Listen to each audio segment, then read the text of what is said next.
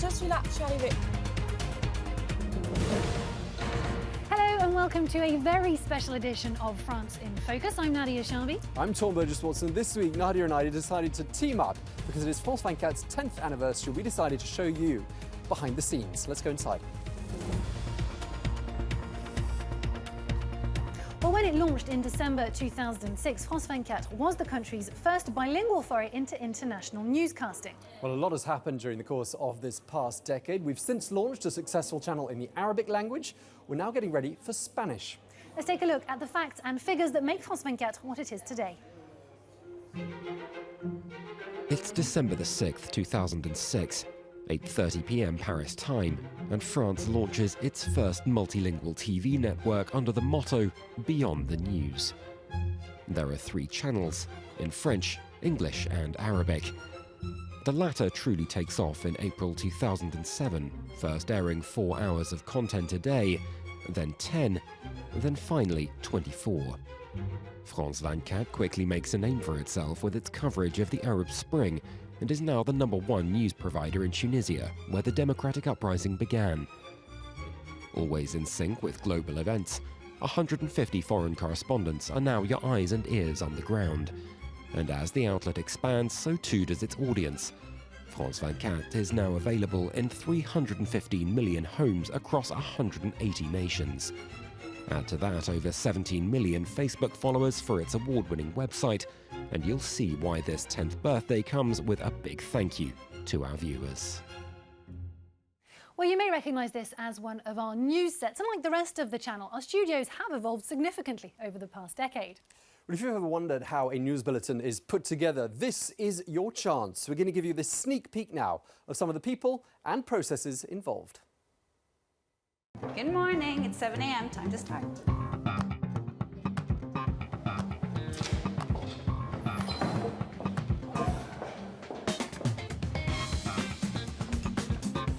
The hardest thing is definitely the early morning. Sometimes it's at 5 a.m.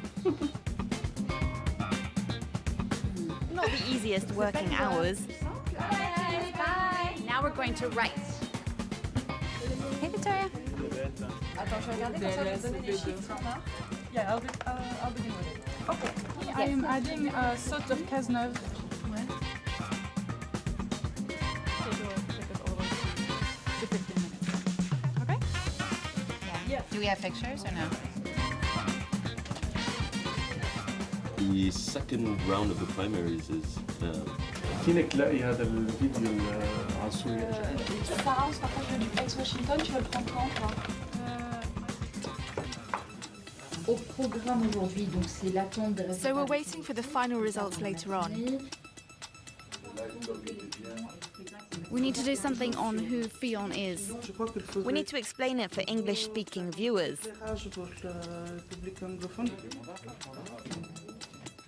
So we have Fillon portrait. Right now, that was done by Sarah. So if you need new pics about Fillon and the right-wing primaries, you can find it in the APTN folder.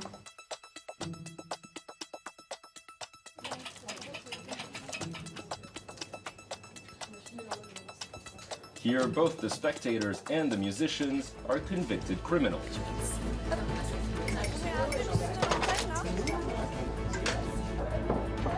Ready to go to gallery? Hello. Hello, Jeannie. Hi. Everything set? Yeah, all good. 4, 3, 2, 1, stop.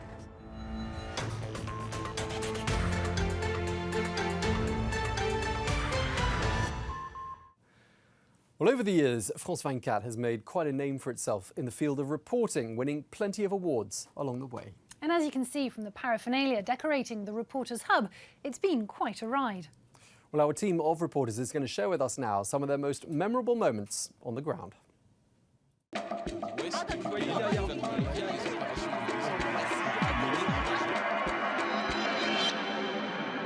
It's my lucky cable because transmission is crucial in our jobs, and for the last 10 years I've been using this very cable to send all my stories to France 24. I always take a scarf, like a headscarf, that you can wear on your neck, that you can use to cover your hair if you need to, that you can use against tear gas. That's a good one you can use to clean up dust. It's a big Swiss Army knife, very strong. You can use it to eat, you can use it to cut, you can use it just to make stuff happen.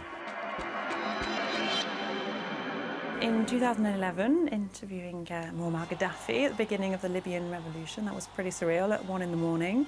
We were in Tripoli, in the government-controlled Rixos Hotel, and then, of course, late one evening, we all got a knock on the door. We had to leave instantly. I remember I still had wet hair, my colleagues weren't ready.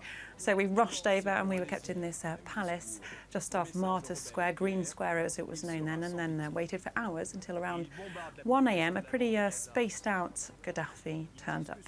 When I was in Syria and we were filming, and suddenly we see a truck full of explosives coming directly towards us. I think it was a very intense moment.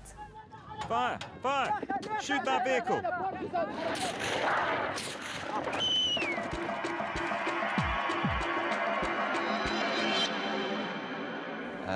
It was in Indonesia on the island of Sumatra with an orangutan. We spent 2 days in the rainforest looking for one. And we finally found one on the last day at the last minute. If we hadn't had that shot of an orangutan, we wouldn't have had a story. I spent 20 minutes chasing after it through the trees, but it finally shook me off by crossing a ravine. For me, seeing this wild, free orangutan was a truly exceptional moment. The encounter that most marked me was definitely a man whose name is Lagwawi Lojore. He was an old man in a village in northern Kenya. He was basically starving to death, and he had just watched his wife starve to death. And that man took us with the camera to the burying place of his wife and performed a ritual. And I remember that man, I remember his face, I remember his story. And I remember that because for the first time in my career, I cried behind my camera. No.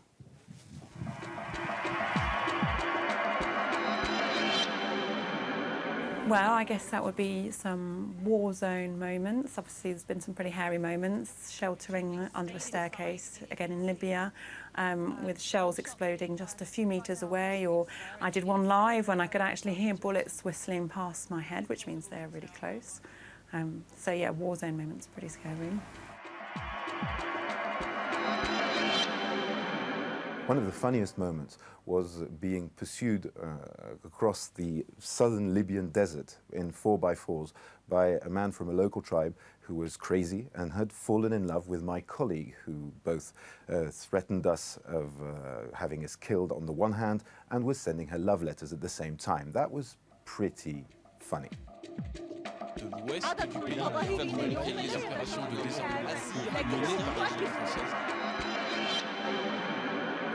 Well, we're now in the heart of the France 24 newsroom. It's here that our team of journalists is busy preparing news bulletins 24/7. But of course, France 24 wouldn't be where it is today if it weren't for you, the viewers. In fact, ours was among the first channels to feed your witness accounts into our news coverage with the popular Observers show. Well, we thought we'd show you now some of the highlights from that programme during the course of these last 10 years.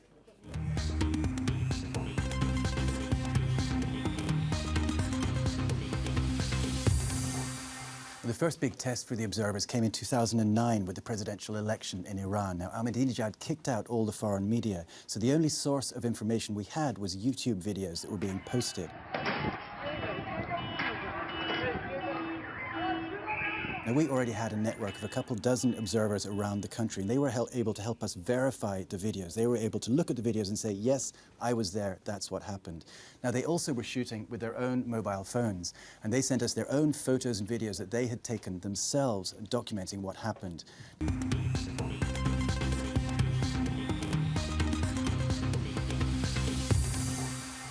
So that was 2009. Now, the next year, we had the beginning of the Arab Spring. Now, when Mohamed Bouazizi set himself on fire in Tunisia, no one really knew what was happening at first. Now, it just happened that we had an observer who was already in the town of Sidi Bouzid. We'd spoken to him about another story a few months earlier, and he was able to tell us exactly why this young man set himself on fire, exactly what his grievances were, and what was going on in the town. I'm very proud of that because that was the beginning of the Arab Spring, and we were there thanks to our observer.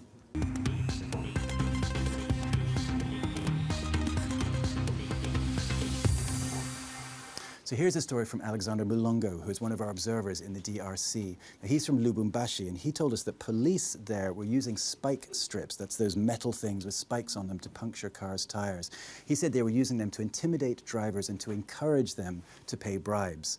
He sent us photos and videos of the police in action. Now, we published those on our site, we put them in our TV show, and then a week after the TV show aired, the police had stopped using them and they haven't been seen since.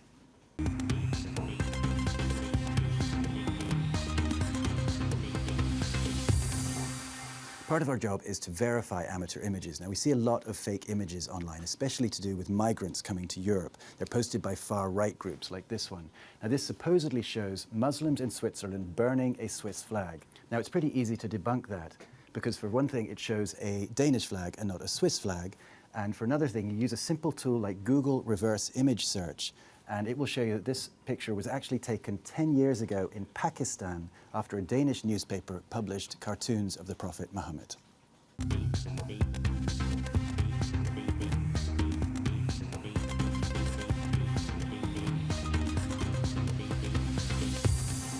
Well, this is one of our editing suites where people like Ord help polish up the finished product and cut out the bits we'd rather forget. You're not exactly going to have 10 years of broadcasting without a few mishaps, and we thought we'd leave you with a couple of bloopers. Meanwhile, happy birthday, France 24. And stay tuned. It's the last time we're working together.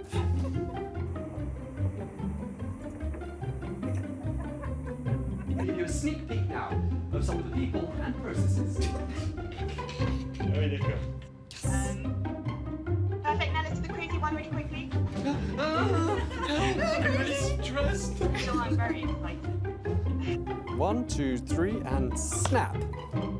That's a wrap. Okay.